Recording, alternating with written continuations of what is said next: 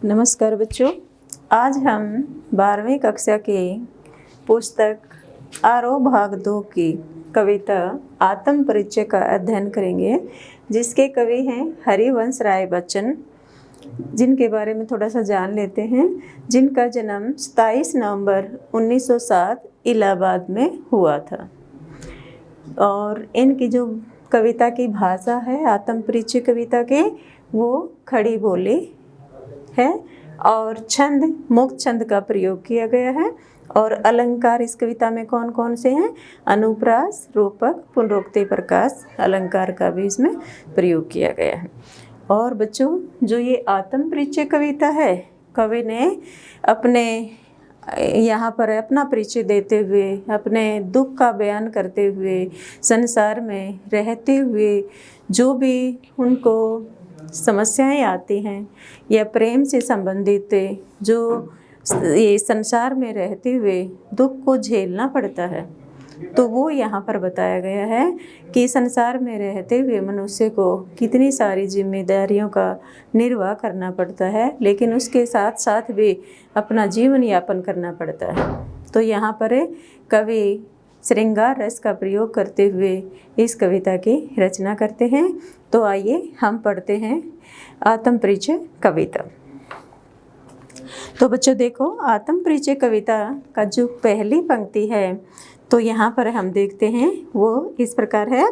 मैं जग जीवन का भार लिए फिरता हूँ, फिर भी जीवन में प्यार लिए फिरता हूँ। कर दिया किसी ने झंकृत जिनको छूकर, मैं सांसों के दो तार लिए फिरता हूँ। तो यहाँ पर हरिवंश राय बच्चन जी कहते हैं, अपना परिचय देते हुए कहते हैं कि मैं माने स्वयं के लिए, यानी मैं शैली का प्रयोग किया गया है। तो कहते हैं कि मैं जग जीवन का भार लिए फिरता हूँ। जग जग माने संसार, जीवन माने जो हमारा जीवन है, जिंदगी है। तो यहाँ पर कहते हैं जग जीवन का भार लिए फिरता हूँ, यानी संसार में जीवन रूपी जो भार है, भार कौन सा? यहाँ पर बोझ, भार माने बोझ होता है, तो बोझ कौन सा है? यानी अनेक कर्तव्यों का, जिम्मेदारियों का जो संसार में हम वहन करते हैं, तो उनका भार यहाँ पर बताया है। तो कहता है कि मैं इस संसार रूपी जीवन में अनेक जिम्मेदारियों का भार लिए हुए घूम रहा हूँ, लेकिन फिर भी मैं खुश हूँ। तो कहते हैं फिर भी जीवन में प्यार लिए फिरता हूँ, अर्थात कहने का भाव है कि बहुत सारे जिम्मेदारियों को निभाता हुआ मैं इसको बोझ न मानकर, बल्कि फिर भी जीवन में प्यार लिए फिर रहा हूँ या प्यार लेकर घूम रहा हूँ, यानी फिर भी मेरे हृदय में प्यार भरा हुआ है। कर दिया किसी ने झंकृत जिनको छूकर, मैं सांसों के दो तार लिए फिरता हूँ।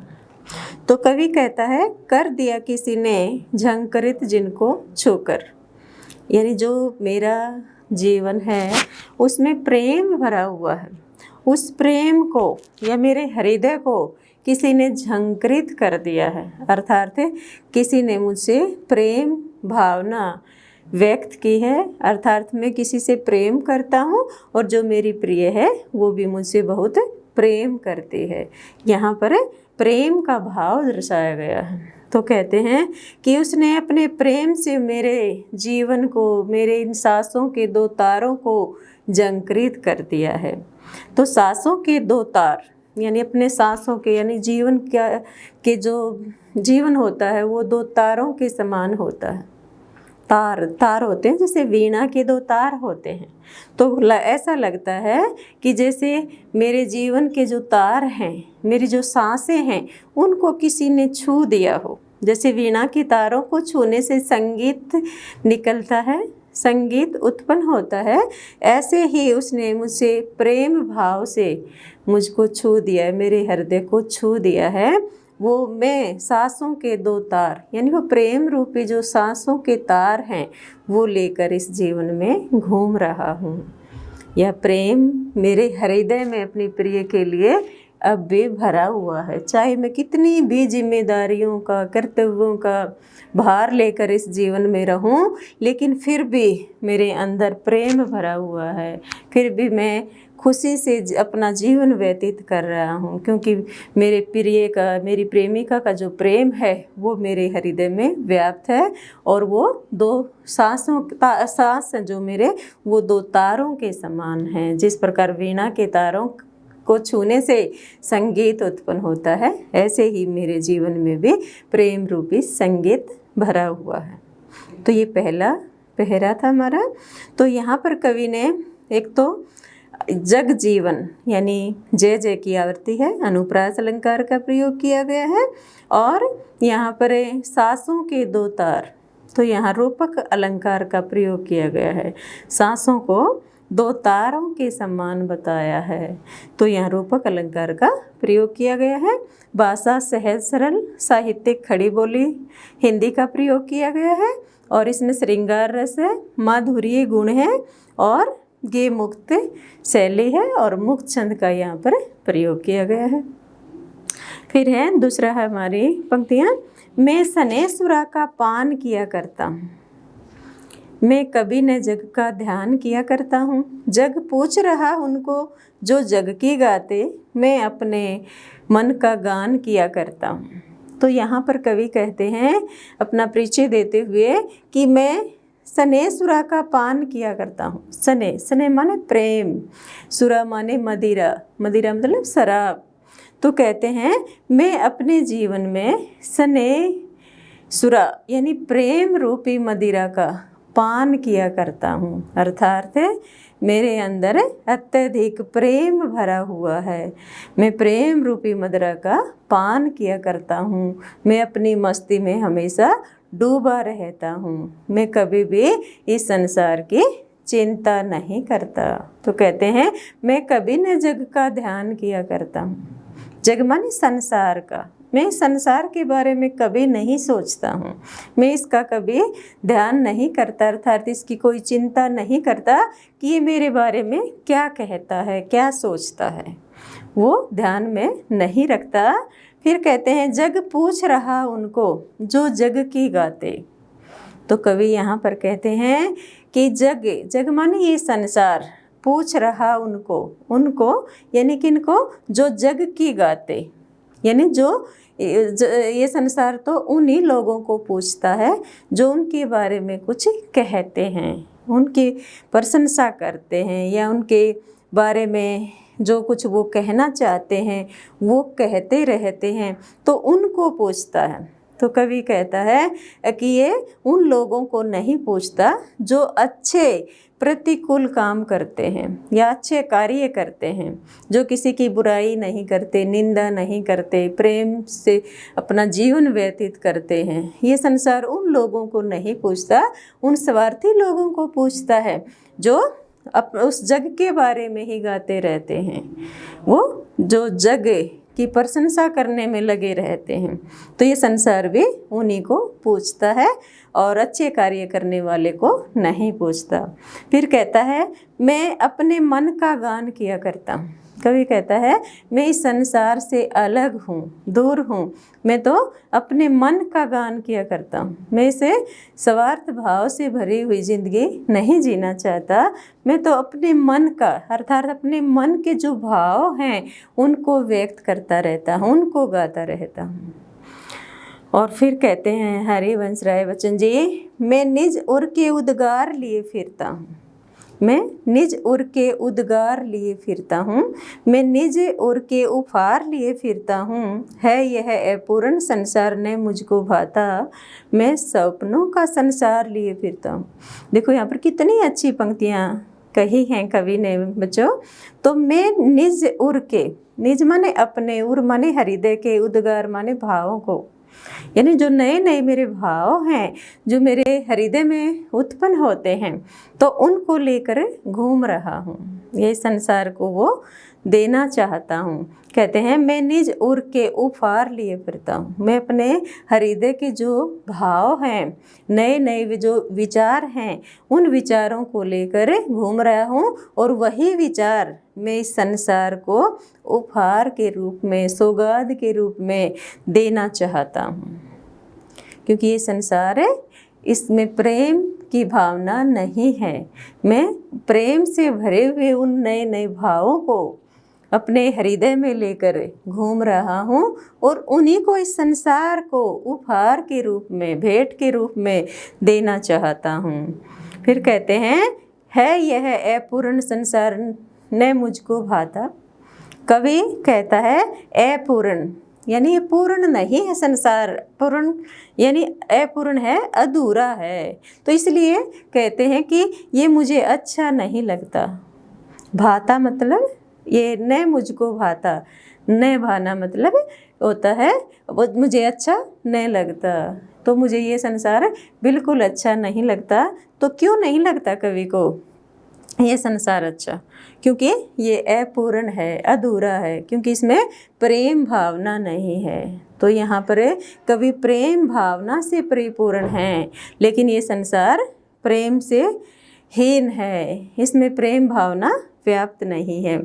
फिर अंतिम पंक्ति इसमें कहते हैं कि मैं सपनों का संसार लिए फिरता हूँ, यानी मैं सपनों का संसार लिए फिरता हूँ, यानी मैं अपने इस संसार के लिए एक ऐसा सपन देखता रहता हूँ कि वो प्रेम से भरा हो, अर्थात ये संसार प्रेममयी हो। ऐसे संसार का मैं सपन लेकर इस संसार में रहता हूँ।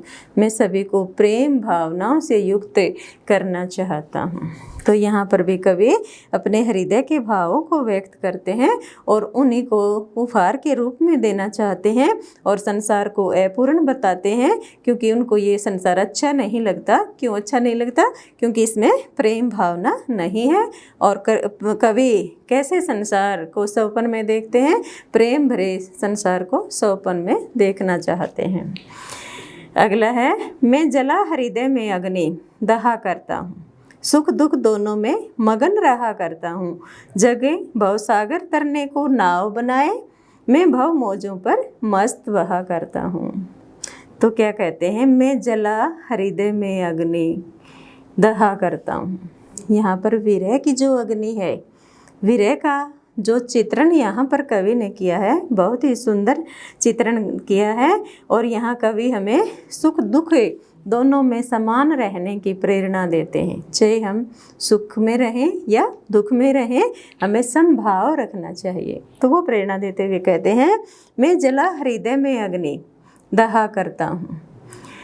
अपने हृदय में प्रेम रूपी जो अग्नि है, वो अग्नि लेकर जलता रहता हूँ। हृदय में कौन सी अग्नि है? विरह की अग्नि, क्योंकि उसकी जो प्रिय है, प्रेमिका है, वो उसके पास नहीं है।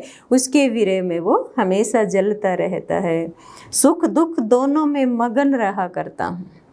सुख हो या दुख हो, दोनों में मस्ती से अपना जीवन व्यतीत करता हूँ। यानी मुझे कोई भी दुख व्याप्त नहीं रहता, मैं दोनों में ही समभाव रखता हूँ, समानता का भाव रखता हूँ। जब जग भव सागर तरने को नाव बनाए, मैं भव मौजों पर मस्त बहा करता हूँ। तो कहते हैं हरिवंश राय बच्चन जी, जग भव सागर तरने को नाव बनाए। जग माने संसार, भाव सागर माने संसार रूपी सागर से तरने माने पार उतरने के लिए, नाव माने नाव बनाते हैं। तो जो संसार के लोग हैं, कवि कहते हैं कि जो संसार के लोग हैं वो भाव सागर से पार उतरने के लिए, अर्थात संसार रूपी सागर से पार उतरने के लिए अनेक प्रकार की नाव बनाते रहते हैं। तो वो नाव बनाने में हमेशा लगे रहते हैं। मैं भव मौजों पर मस्त बहा करता हूँ। मैं यानी अपने लिए कवि कहते हैं कि मैं भव मौजों में, यानी संसार रूपी सागर की जो मौजों माने जो लहरें हैं, उन लहरों पर मस्त बहा करता हूँ, यानी मस्ती से तैरना चाहता हूँ, अर्थात अपना प्रेम भरा जीवन ही व्यतीत करना चाहता हूँ। अर्थात मुझे मोक्ष की चाह नहीं है, क्योंकि मोक्ष पाने के लिए ये संसार के लोग बहुत से प्रयत्न करते हैं, अनेक तरह की नाव बनाते हैं, लेकिन मैं कोई नाव नहीं बनाता, बल्कि संसार रूपी सागर को पार करने के लिए उन लहरों पर ही तैरना चाहता हूँ, मस्ती से अपना जीवन व्यतीत करना चाहता हूँ। तो यहाँ पर इस पैरे में कवि ने विरह अग्नि का प्रयोग किया है और सुख दुख दोनों में समभाव रखने की प्रेरणा दी है। और भवसागर से पार उतरने के लिए प्रेम भरी मस्ती ही जरूरी है और मोक्ष प्राप्त करने की इच्छा कवि के अंदर नहीं है। तो ये बताया गया है। तो इसमें अनुप्रास अलंकार का प्रयोग किया गया है और भवसागर यानी रूपक अलंकार का भी प्रयोग है और भव मोजो इसमें भी रूपक अलंकार का प्रयोग है। तो यहाँ पर मोक्षछंद का प्रयोग है, प्रतीकात्मक शैली है, माधुर्य गुण है और विरह ये वियोग श्रृंगार रस का भी प्रयोग किया गया है। अगला है हमारी पंक्ति, मैं यौवन का उन्माद लिए फिरता हूँ, उन्मादों में अवसाद लिए फिरता हूँ, जो मुझको बाहर हंसा रुलाती भीतर, मैं हाय किसी की याद लिए फिरता हूँ। तो यहाँ कवि कहते हैं कि मैं यौवन का उन्माद लिए फिरता हूँ। यौवन माने जो जवानी है, उन्माद माने मस्ती, यानी जवानी में यौवन में मैं मस्ती लेकर इस संसार में घूम रहा हूँ, फिर रहा हूँ।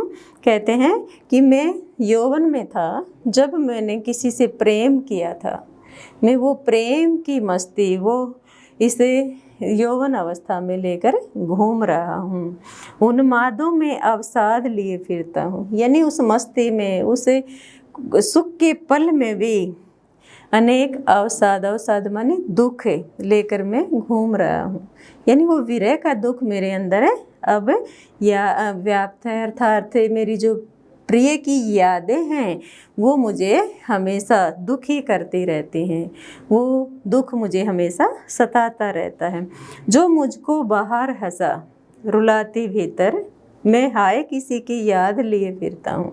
तो कहता कि कोई मेरी प्रिय है जिसे मैंने जवानी में या यौवन अवस्था में प्रेम किया था, अब वो मुझसे दूर है और कहते हैं कि उसकी यादों में मैं बाहर से तो हंसता रहता हूँ और अंदर ही अंदर वो मुझे रुलाती रहती है, क्योंकि मैं अपनी जो व्यथा है वो इस संसार के सामने भी प्रकट नहीं कर सकता, इसलिए बाहर से तो हंसता रहता हूँ दुनिया के सामने और फिर अकेले में अंदर ही अंदर में रोता रहता हूँ, क्योंकि वो जो प्रेमिका की यादें हैं वो मेरे हृदय में बसी हुई हैं, मैं अपनी प्रेमिका को नहीं भूल पाता हूँ, वे मेरे हृदय में अब भी व्याप्त हैं। तो यहाँ वियोग श्रृंगार का रस का प्रयोग किया गया है, अनुप्रास अलंकार है और इसमें कवि ने अपनी आंतरिक पीड़ा को व्यक्त किया है और माधुर्य गुण है।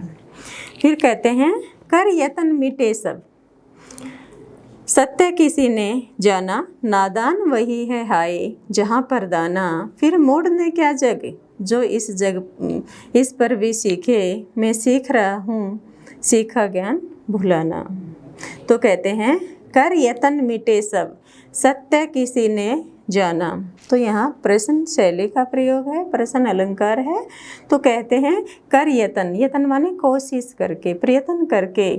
तो यहाँ पर जो बड़े बड़े लोग हैं अर्थात बड़े बड़े महापुरुष हुए हैं वो भी ईश्वर के सत्य को नहीं जान पाए, ईश्वर की जो महिमा है उसको नहीं जान पाए। उन्होंने जानने की बहुत कोशिश की लेकिन वो ईश्वर की सच्चाई को कभी नहीं जान पाए और वे लोग ब्रह्म की खोज में यानी ईश्वर की खोज में ये खोजते खोजते मर गए लेकिन वे सत्य को नहीं जान पाए। और फिर कहते हैं, नादान वही है हाय जहाँ पर दाना। तो नादान वही यानी संसार में कुछ नादान लोग हैं, नादान मतलब ना समझ, जिसको किसी के बारे में समझ नहीं है। और जहाँ पर दाना और यहाँ पर संसार में दाना होते हैं बुद्धिमान लोग भी, विद्वान लोग भी, जो सब कुछ जानते हैं, यानी सब कुछ जानते हुए भी सत्य की खोज नहीं कर पाते।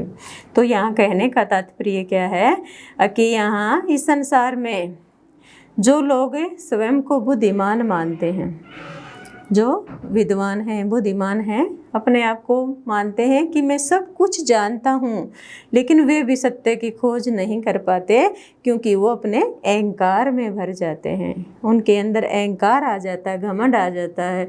वो तो अपने घमंड के कारण, अपनी बुद्धिमानी के कारण इसको, संसार के सत्य को नहीं जान पाते। और नादान, जो ना समझ हैं, वो तो सत्य को जान ही नहीं सकते।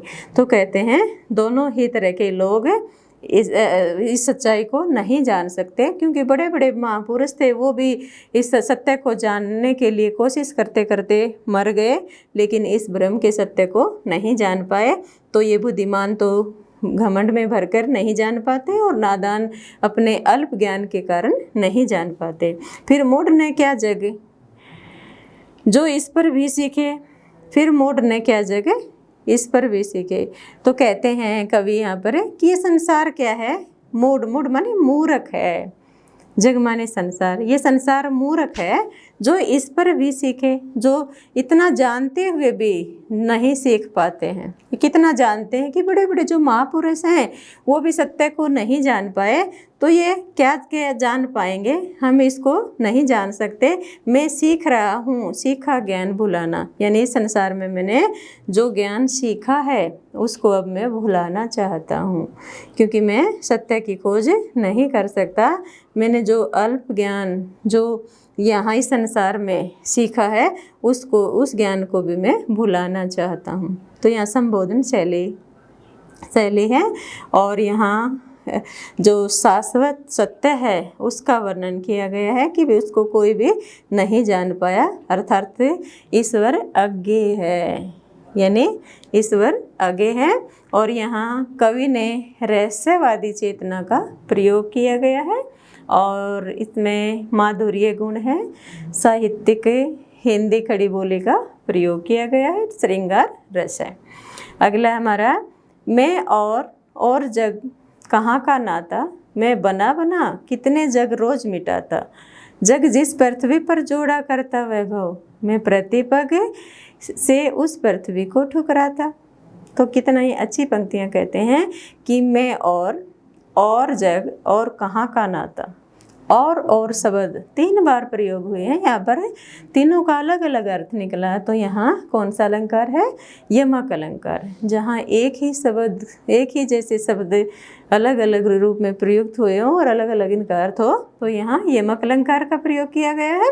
तो कहते हैं मैं और, यानी मैं और माने और जग, और माने ये संसार, और तीसरा और अन्य, जो इस संसार में जो और लोग हैं, कहाँ का नाता, यानी इनसे, नाता माने संबंध, यानी मेरा कोई संबंध नहीं है इन संसार में, और इस संसार से या संसार के लोगों से मेरा कोई संबंध नहीं है, अर्थात मेरा कोई नाता नहीं है, मैं इनसे अलग हूँ, ये संसार मुझसे अलग है, जो मेरे लक्ष्य हैं वो इस संसार से बिल्कुल अलग हैं, और जो ये स्वार्थी संसार है इसका लक्ष्य है जो मुझसे अलग है।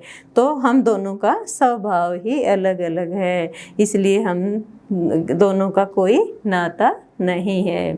मैं बना बना कितने जग रोज मिटाता, बना बना यानी 2 बार बना बना प्रयोग हुआ पुनरुक्ति प्रकाश अलंकार का। पहली पंक्ति में यमक, दूसरी में पुनरुक्ति प्रकाश अलंकार है।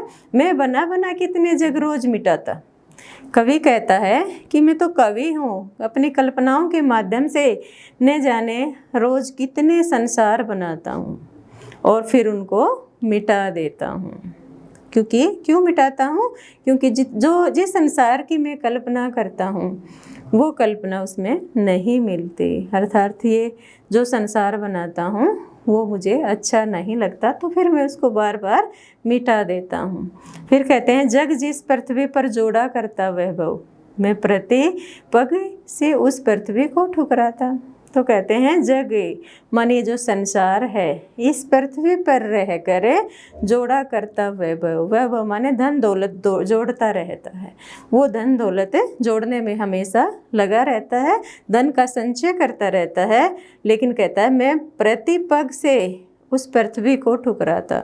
जिस पृथ्वी पर धन वैभव जोड़ा जाता है, मैं उस पृथ्वी को हमेशा ठुकराता रहता हूँ। अर्थात मुझे धन दौलत की, वैभव की कोई चाह या लालसा नहीं है। फिर कहते हैं, मैं निज रोदन में राग लिए फिरता हूँ, शीतल वाणी में आग लिए फिरता हूँ, हो जिस पर भूपों के प्रसाद निछावर, मैं वह खंडर का भाग लिए फिरता हूँ। कवि कहता है, मैं निज रोदन में राग लिए फिरता हूँ।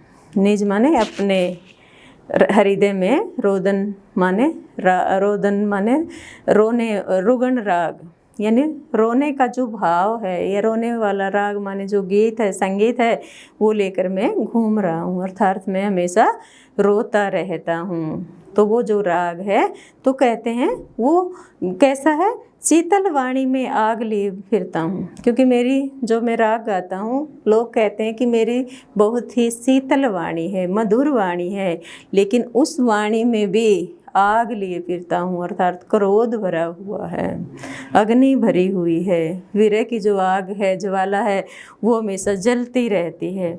तो कहते हैं कि जो मैं ऐसी आग लिए फिर रहा हूँ, हो जिस पर भूपों के प्रसाद निछावर, यानी मेरे पास एक ऐसी चीज़ है जिस पर भूप माने राजाओं के प्रासाद होते हैं, महल, तो वो महल हैं, वो भी निछावर हो जाते हैं। तो मेरे पास तो एक ऐसी चीज़ है। कौन सी चीज़? प्रेम रूपी चीज़ है। प्रेम रूप से भरे हुए जो भाव हैं, तो उनके लिए तो क्या है, जो बड़े बड़े राजा हैं, वो भी अपने बड़े बड़े महलों को निछावर करने के लिए तैयार हो जाते हैं।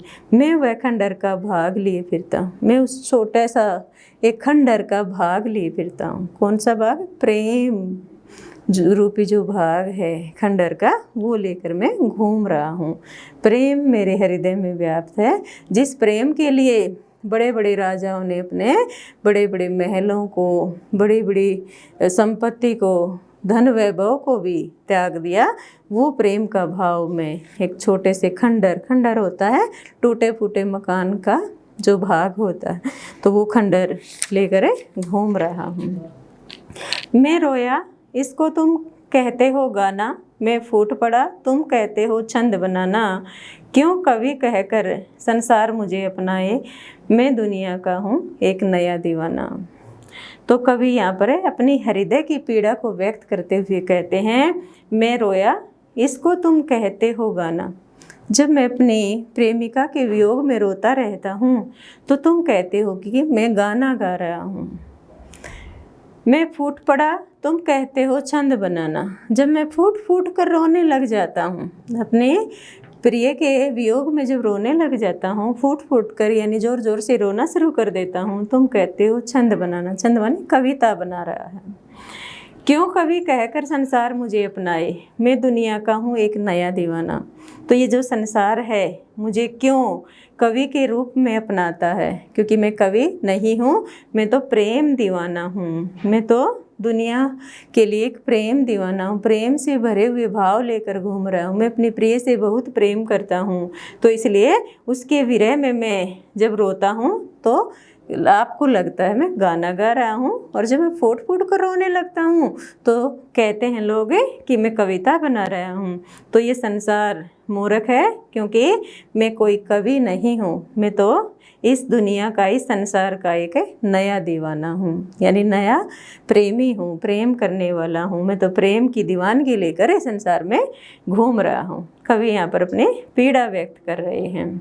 तो यहाँ पर है, फूट पड़ा, तुम कहते हो छंद बनाना, क्यों कवि कह यहाँ पर अनुप्रास अलंकार का प्रयोग किया गया है। भाषा सहज सरल, हिंदी खड़ी बोली का प्रयोग है, प्रसाद गुण है, माधुर्य गुण है, और वियोग श्रृंगार रस का यहाँ पर प्रयोग किया गया है।